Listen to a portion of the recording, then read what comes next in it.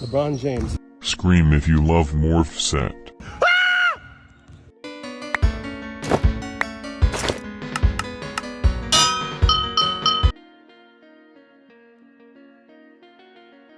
Hello everyone, this is TheNelston and welcome back to another video. Today I'm here with what will likely be the last part of my long-running series on the underrated power of Wynncraft's Morph set. Yes, with all the beratement from players and constant nerfs from the content team, Morph fans are truly Wynncraft society's most oppressed. Since I first discussed Morph all the way back in 2021, it's been 3 years and multiple patches including a major update. Guilds still suck, Assassin is still OP, and I'm still a disappointment to my family. But has Morph's relative strength remained the same? The answer is no, of course not. But I wanted to take this opportunity to demonstrate one final time that Morph is indeed still usable. First, I showcased how Morph could easily clear solo content, and then I showed how it could beat the hardest raid in the game, and finally, I want to show you how it can take on the most challenging content in the game, pressing spacebar. This all began when I had a discussion about the state of guilds during one sleepless night, because we all know that there's no better way to fight insomnia than to fight random people on the internet. During that conversation, the difficulty of wars came up and someone said that very few people could actually take down a max defense guild headquarters, which, I believed, but was kind of astonished by. After all, I didn't think it was that hard, was it? And thus, to demonstrate that the issue lay with the mere perception of wars as being too hard and not the actual challenge, I set out to fight the hardest possible standalone tower, a fully maxed 11x4 guild headquarters using the ever ubiquitous Morph, a set which even IGO strategists could afford. First, to be very clear, this is not the first time that something like a full Morph headquarters war has been attempted. Indeed, as far back as 1.20, there have been multiple people trying just this. What sets this attempt apart, however, are the parameters of the challenge. Instead of trying a tower with externals and connections, I limited the headquarters to only what could be directly applied, meaning maxing out every relevant upgrade in the defense and bonus menu. With these buffs applied, the tower would have 49.5 million effective HP and an average of 47.6k damage per second, or if you got unlucky and landed multiple tower crits back to back, an absolute maximum of 114.2k damage per second. Furthermore, I set down 3 ground rules: no mythic tomes, no consumables, and most importantly, no mythic weapons. Daunting, but not impossible, right? Well, as it turns out, it is impossible. The primary issue is that our healer and 2 DPSs didn't have enough mana to cycle their spells quickly enough to either keep the tanks alive or burst down the tower before its damage scaled too high. To address this issue, I decided to loosen the rules a little bit because quitting was no fun. Now I allowed the use of non-crafted consumables such as stat and mana pots. With this, the challenge suddenly became much more feasible. After all, the biggest issue had always been mana sustain, but that was resolved very quickly with a mana potion's staggering 75 mana regen buff. The reason I ended up going with Archer for DPS, despite it arguably being the most useless class in wars otherwise, is that it, funny enough, has the best mana sustain to damage ratio. Assassin and Warrior both theoretically perform better, but neither have their mana problems completely fixed with only stat and mana pots. Warrior actually can't use mana pots or else they lose corrupted, while Shaman and Mage just straight up do no damage.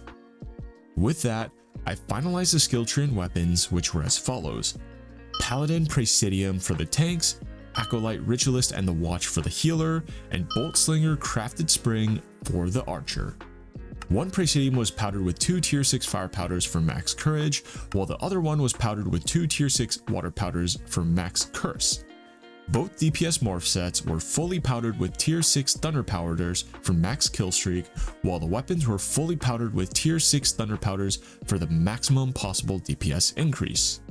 In total, ignoring the cost of the morph sets, this ran me about 40 LE, most of which was spent on powders. I didn't factor in the cost of stat or mana pots, since those are all easily obtainable for loot running, but if you did factor those in, the total cost would be around 1.5 LE per war. Pricey, yes, but relative to how much HQ wars normally cost, not bad at all, especially since all of the costs were essentially just one-time investments, and if you really wanted to save money, you could run tier 4 armor powders just fine. A move which would have dropped the total price down to a mere 24 LE. With everything out of the way, it was time to begin. We got some friends to set up a maximum difficulty headquarters, queued it up, and began the fight. We had exactly 2 minutes before the tower got too hard to continue fighting. This meant that our damage dealers had to maintain a combined average of 412.5k damage per second. Could we do it? The war started with bated breaths.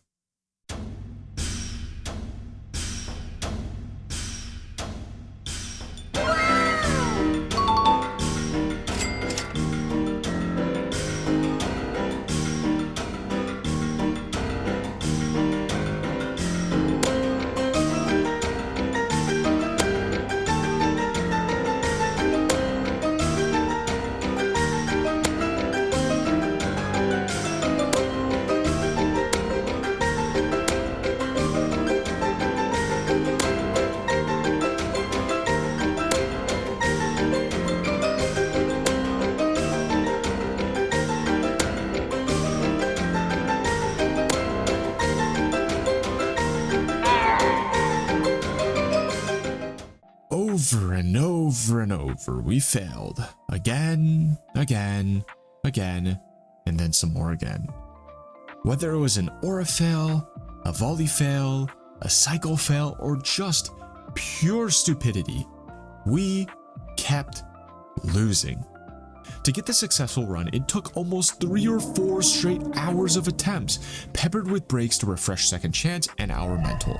The process was so taxing that, to be completely honest, I can't even think of a funny punchline to lighten the mood. Perhaps it was apt that I was listening to Vietnam War music while doing these attempts, because it really felt like I had been shipped abroad to Saigon. With that being said, when the stars aligned, a blue moon rose, and Jesus Christ himself descended to the earth again for the second time to personally whisper sweet tidings into my ears, we managed to finally take this HQ, to prove that yes, a full Morph team could indeed defeat the hardest single standalone war tower in the game.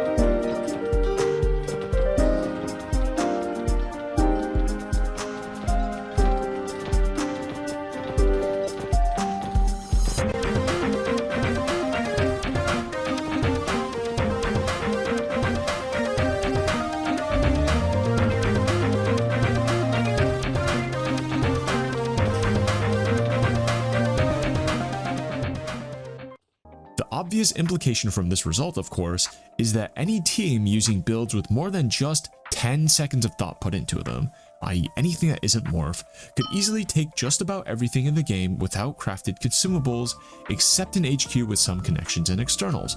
However, I'm sure that with enough steroids to make even Lance Armstrong blush, even a Morph team would be able to take an HQ with 0 connections. With that all being said, I want to make one thing clear.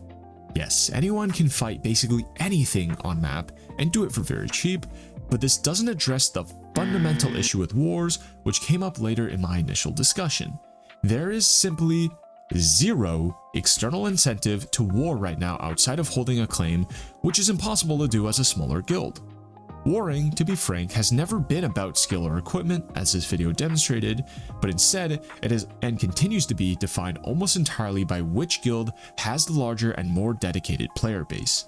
To grow a guild to the point where it can reliably hold a claim is a Herculean task, and it is unsurprising that the result of this war meta has been the near annihilation of pure attacker guilds as a concept, and a withering scene where small guilds cannot even begin to compete. Even if you can snipe HQs, so what? It all amounts to nothing anyways. In this regard, I think wars could take a lesson or two from our old friend, the Morph set. Instead of limiting hard content to the best players, it opens the door for people to enjoy the game without worrying too much about arcane things like class building. Shouldn't wars, too, be more accessible and rewarding for all players, not just those at the top? Anyways, that's all I have for this video. Thank you all so much for watching. If you liked this video, make sure to leave a like, and if you hated it, leave a dislike. Subscribe for more content like this, and I'll see you all in the next video. Bye bye.